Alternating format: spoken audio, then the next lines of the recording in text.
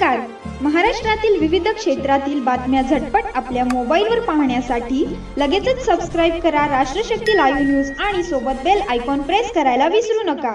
अखेर कृषी मंत्री पदावरून माणिकराव कोकाटेंची उचलबांगडी, शेतकऱ्यांबद्दल वादग्रस्त विधाने, विधानसभेत रम्मीचा खेळ आणि सातत्याने निर्माण होणारे वाद, या सगळ्याचा निकाल अखेर लागलाय.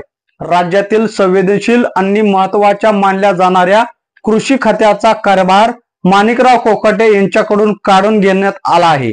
आता कृषी मंत्रालय सोपवण्यात आलंय राज्याचे क्रीडा मंत्री दत्तात्रय भरणे यांच्याकडे. तर भरणे यांच्याकडील क्रीडा आणि युवक कल्याण विभाग देण्यात आलाय आता माणिकराव कोकाटे यांना. म्हणजे स्पष्ट शब्दात कोकाटे यांचं डिमोशन झालंय. 31 जुलैच्या रात्री मुख्यमंत्री देवेंद्र फडणवीस, उपमुख्यमंत्री अजित पवार आणि प्रदेशाध्यक्ष सुनील तटकरे यांच्यात झालेल्या चर्चेनंतर हा मोठा निर्णय घेण्यात आला आहे. कृषी खाते हे शेतकऱ्यांच्या जिव्हाळ्याचं, संवेदनशील आणि जबाबदारीचं खातं, पण कोकाटेच्या विकृत विधानाने आणि असंवेदनशील वागणुकीचे राष्ट्रवादीच्या नेतृत्वाला ही जबाबदारी परत घ्यावी लागली. शेतकऱ्याचं दुःख जपणारा, कमी बोलणारा आणि समजूतदार नेता कृषी खात्याला हवा, अशी एकमुखी भावना राष्ट्रवादीच्या बैठकीत नोंदवण्यात आली.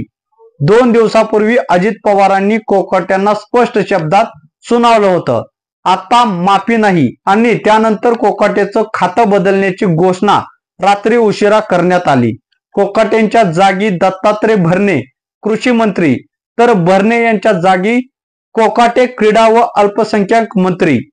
हा बदल केवळ खात्याच्या नाही तर जबाबदारीची पुनर्रचना आहे. अधिक माहितीसाठी आणि राजकीय घडामोडीसाठी पाहत रहा राष्ट्रशक्ती लाईव्ह न्यूज.